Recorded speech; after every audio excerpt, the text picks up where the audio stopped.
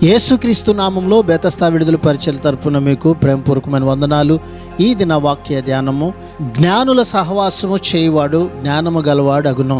సామెతల గ్రంథం 13వ అధ్యాయము 20వ వచనము.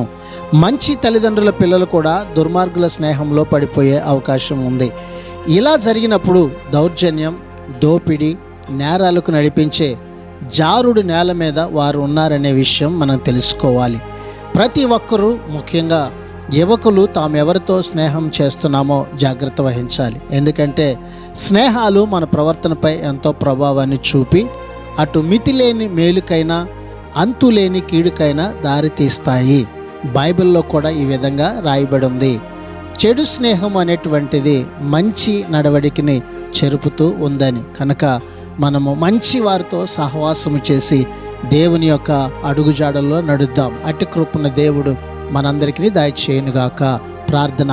మమ్మల్ని మిక్కిలిగా ప్రేమించిన మా ప్రియ పరలోకపు తండ్రి యేసయ్య, నీ మహాకృపను బట్టి ప్రేమించి మరొక నూతన దినాన్ని మాకిచ్చినందుకు నీకు వందనాలు, స్తోత్రాలు చెల్లిస్తూ, అయ్యా మేము జ్ఞానము కలిగిన వారమై మంచి స్నేహము నీ పక్షంగా చేసేటువంటి కృపని ప్రభువా మాకందరికీ మీరు దయచేయమని యేసు నామములో ప్రార్థిస్తూ అడిగి వేడుకుంటున్నాము తండ్రి. ఆమెన్.